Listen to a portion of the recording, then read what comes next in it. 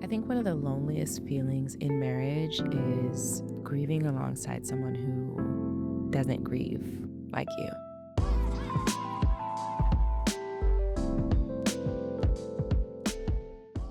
Yes, I wholeheartedly understand that. I think there's so many aspects to that you can only learn from going through it because you don't see that grief on that person until you experience the loss. Mhm. You meet different versions of the person you're married to throughout.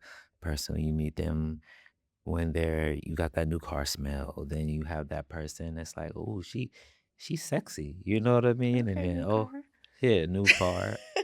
Oh, she's smart. But to see that person grieving, you oftentimes don't see it until you experience it. And then if you don't grieve the same, it feels lonely for you, but also you feel like you're not measuring up because you don't know how to support that person in that time. Yeah. Yeah, that's hard. I think one thing that I learned is that the way that I grieve is similar to the way that I do anything, which is I just I just pick up my stuff and keep going.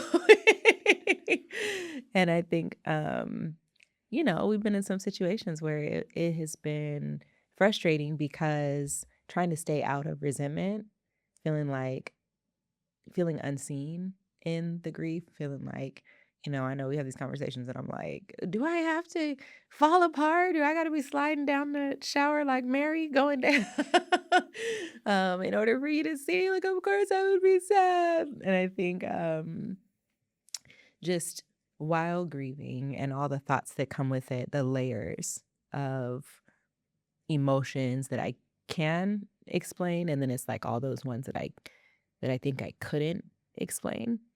Um, I learned a lot from when we had those miscarriages. I learned years later, Roman had to be 5 by the time I realized that I want to say that I had grieved wrong, but that I did not let you into the space that I was in.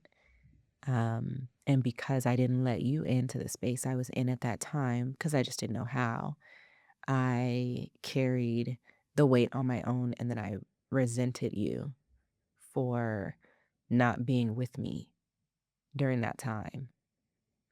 And and when my dad died, I was really intentional not to do that. Not to shut you out of how I was feeling and what I was experiencing, even if I didn't have words for it. Just letting you know I was having an experience today. And it made a huge difference. First, I'll say thank you for letting me in. But but also I feel like my uncle passing helped me have greater context. And my uncle passing was probably the closest person to me. And it sounds very disingenuous. And I say that because my dad passed maybe 2 years before him, but I wasn't as close to my dad as I would have liked to be, as I would think you should be to your father. And I held a lot of resentment, but my uncle passing helped me get context for what you could be experiencing. And Mhm. like going into the funeral home, it was so heavy. So when I had to re experience that when we had to go to your father's funeral, I could understand it. I could walk with you and even carry your bags emotionally if you needed me to. I felt like that prepared me to be a more support for you. Even though it was my own grieving process, I Mhm. had went through a certain level of grief because I don't feel I really grieved when my dad passed. The thing that I grieved was not getting closure or understanding for the questions that I had. But as far as him as a person, I don't feel I really grieved him, the person, because I don't feel like he ever showed me him as a person. Mhm. Yeah. He only showed me the hard worker or the avatar that he wanted me to see. That was hard. Yeah. I think it's so interesting because I remember the morning that your uncle passed was the first day. I'm gonna cry.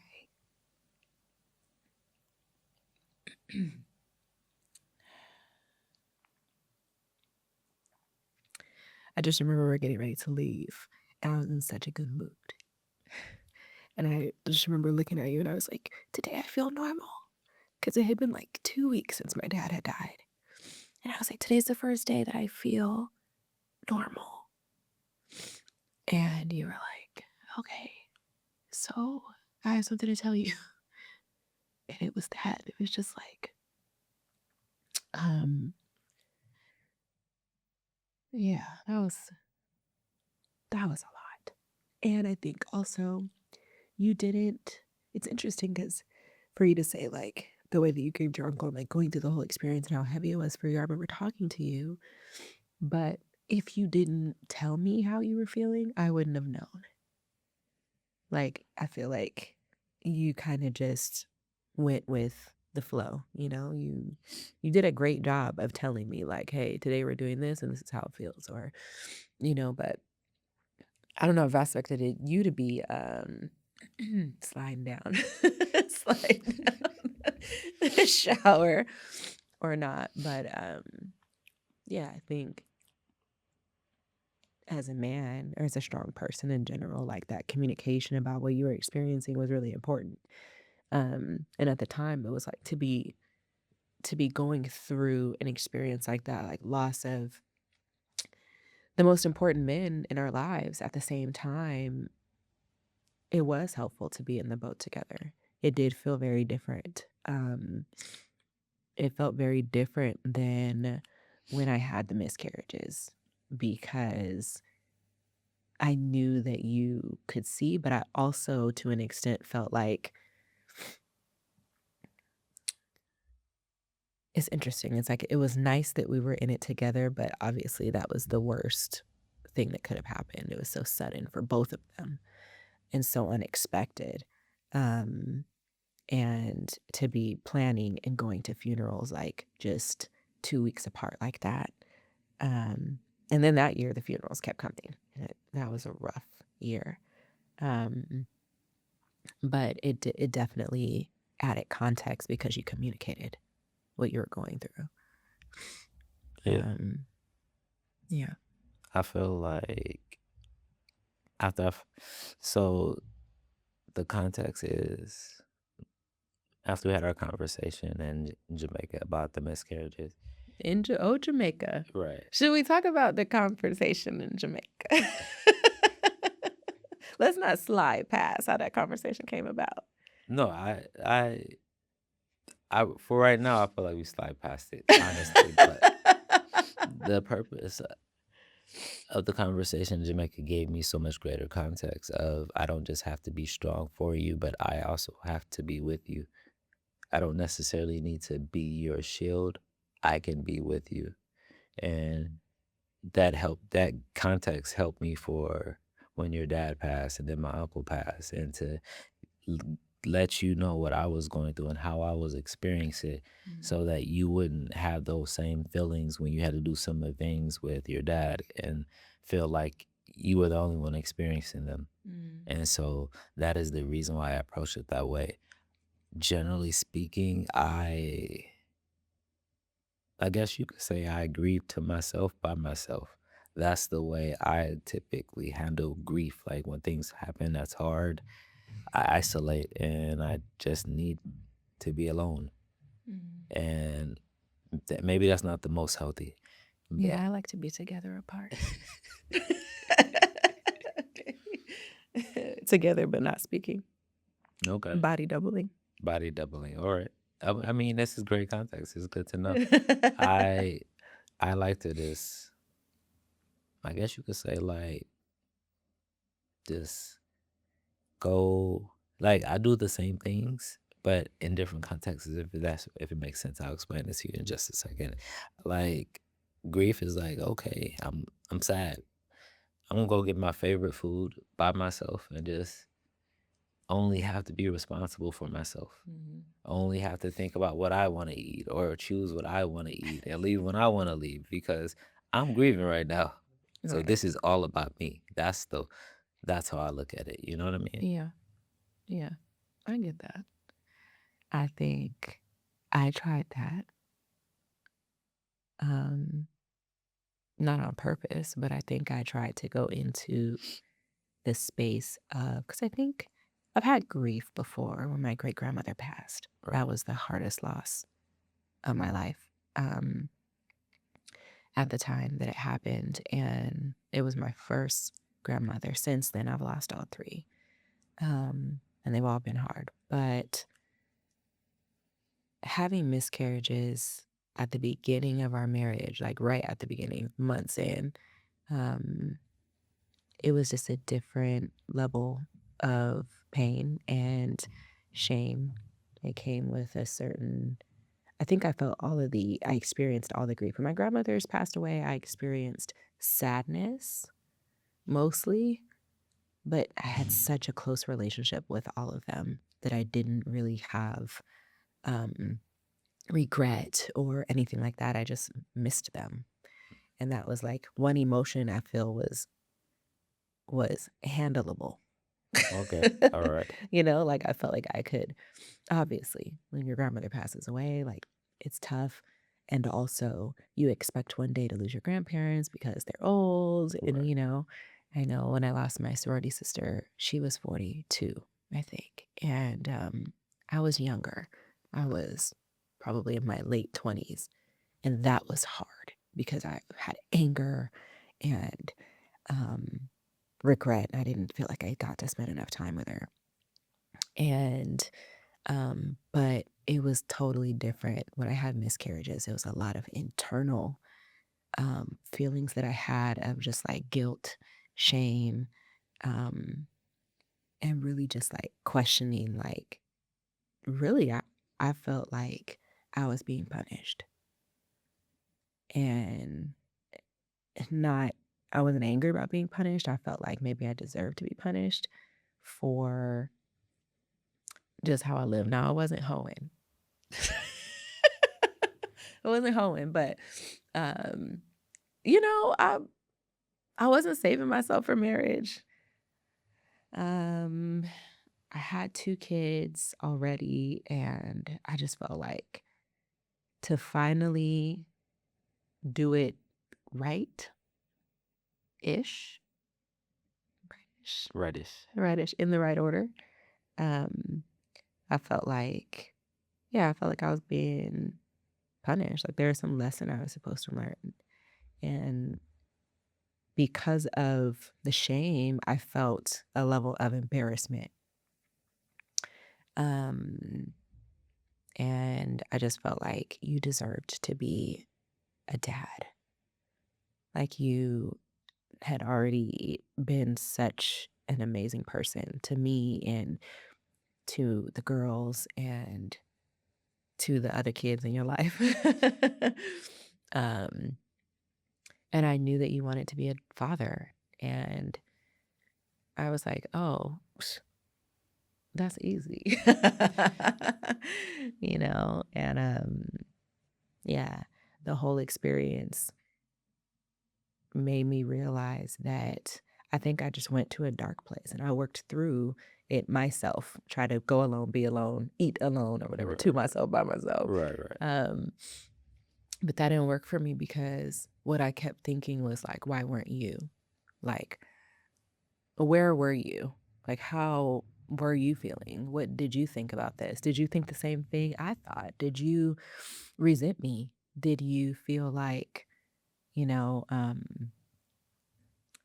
there was something else that I could have done? Did you feel like, oh my God, I married this person and she's broken, and if we could never have kids, because it happened twice, I started feeling like, if we could never have kids, would you even stay? And if you did, what would be the reason? Um, and I just didn't know how to tell you that because number one, it was a lot to say, it was a lot to feel, but I also feel like you would have just told me something nice to hear. You know how you be doing. I'm Listen, just messing with you. like I always say, Where's the tissue? I Vlad?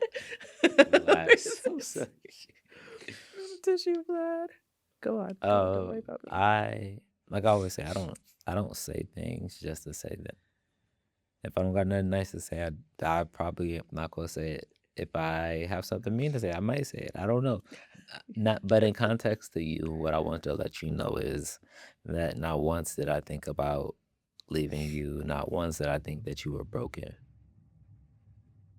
None of those things ever crossed my mind. Mhm. I just looked at it as this is a speed bump that we're going through, and we'll get through it. How do you have perspective like that? Because I feel like I'm a very logical person, um, very rational. Right. When things are going on, I'm very, I can encounter them with grace. But in that situation, I don't know if it's because we were newlyweds. I don't know what it was, but I just could not gather myself to think that there was something on the other side.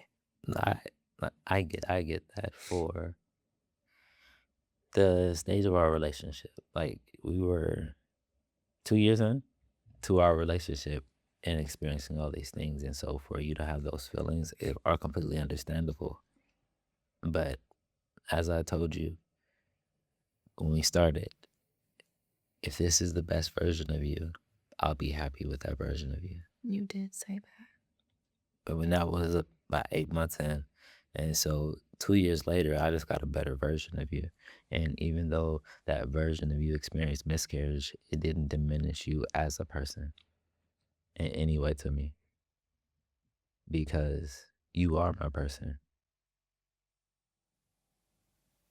Thank you. Our son is 7, and I feel like I needed to hear you say that too. Yeah, that was rough. But in Jamaica, I think, had it not been, see, things happen. You gotta have perspective because had it not been, this is the time when we're gonna talk about Jamaica. Okay. Because I feel like I learned, like, even what I got, because I was so mad because you had just like made that statement about like, I'm out here feeling all in love, Twitter paid it, thinking, you know, I could have 5 more of your babies. Now, I would have came back to my senses, obviously. Right. But that's just how I was feeling and where I was. And you said that you don't think that our marriage would survive another pregnancy because of how I was during the pregnancy with Roman, because I was so anxious. And the whole time, like from the beginning to the end, people would ask me, like, what do you feel? Or, I mean, you passed the first trimester though, or, you're almost to the end now. Like, don't you feel more confident that you're going to finish the pregnancy? And the whole time I did not.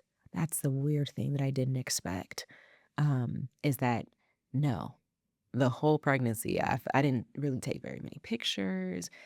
Doctor's appointments were hard for me, um, because I always felt like I might not get to hear his heartbeat. Right. And so, no, I never felt comfortable. And even after he was born, I would have visions of myself walking down the stairs, dropping him, or I'd be in the kitchen and I would just feel like something was going to happen to him if I couldn't see him. Or, the little carriers, I didn't use them because when I would try to put him in them, I would feel like the bottom was just going to drop out, and whatever was going to happen was going to be fatal in my mind. So I never quite felt okay. Um, and even now, like, sometimes I'll just have this, like, you know, just these fears of loss, randomly. Like, hey, we're driving to LA and we're an hour away if anything happens. Let's make sure we keep our phones and it's like, it's not every day, but it's recurring. And I think you had a different experience, that, to be honest, I felt was much more shallow than my experience, to think of it as like, because I was snappy or on the edge or irritable or distant. And I was just like, wow, that's so small in comparison to what I actually was experiencing. And for you to say that and be the kind person that you are, you must have no reference for what I was actually experiencing. And that conversation had to happen like in Jamaica. Hey, we're going upstairs to get our bathing suits on and coming back.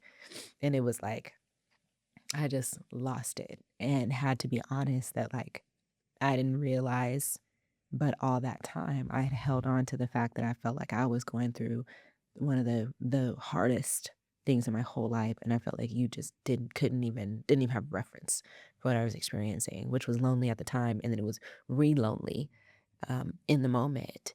And what I learned from that conversation was that I did not give you context to reference. Like me showing up every day and still going to work and, you know, even though I was going to work and I was bleeding out into my seat at work, I didn't come home and tell you that was my experience, you know. And I think that helped me realize that my communication, I never thought my default was just to shut down or shut somebody out. That's not what I was trying to do. I just didn't have words for what it was, and I didn't want it was the gravity of it was so heavy that I didn't it was an everyday thing I carried, and I just didn't want every day to be a new conversation about a different angle, a different version of how I was feeling that day, and I still don't think that I've ever found the words to describe what that felt like fully. I I I get that, and also I understand how the conversation in Jamaica opened the door for us because gravity is something that you can't see, but we know it's here. Mhm. And you said the heaviness of it. I can't know the heaviness of the gravity that you're going through unless you tell me. See, and that's weird for me because I feel like I can. I'm such an empath that for me, when someone's going through something, a lot of times I can like feel the weight of it more than I even want to. So I don't assume that other people can like, well, you should have known. Like I don't try to assume that, but sometimes I miss that. I miss that not everybody is feeling my pain within their own body or not every and then also if you're looking at social cues, trying to figure out like, is she okay today? Um, I might not be giving any social cues, baby. I might be at work, raising the kids, making breakfast, laughing, because I'm also not a I used to say I don't stay sad for a long time. And I do if it's something that I need to be sad about. If it's sad, then I stay sad for a long time. But how I can move through my emotion. Whether it's anger, if it's anger, I can talk through it. If it's, fear, I can push through that. And so any feeling that I have, I can move through my emotions well. I think that I have outstanding emotional control. And I don't hide or not want anyone to know. If you ask me how I'm doing, I will say, um, I am terrible. Today is a hard day. I don't be lying or nothing. But sometimes people don't ask because they're trying to gauge based on my actions, how I'm showing up. And and I just feel like once I realized that about you, I was like, okay. So when it came to my dad, it was a lot easier for me to be sitting on the bed and be like, you know what? And just turn and have this is the thought because there was so much that came. Losing my dad was so layered. There were so many emotions I had, especially the way I lost him and the reason and all of that. So I feel like, but one thing I did very differently was if I just had a new perspective today about what it felt like, or when I was looking at all the life insurance paperwork and making the phone calls, like I was able to say, I can't make another phone call. This sucks. And immediately you were like, got it. I'll make all the phone calls. You don't have to worry about it. And so it was like it really just taught me that men and women do process differently. We process everything differently, not just grief. We literally process every emotion differently. And I learned that I really had to just say what I needed, and you would show up above and beyond what I would even expect a person to be able to do or how I would expect a person to be able to show up. You just needed the information, and that helped me.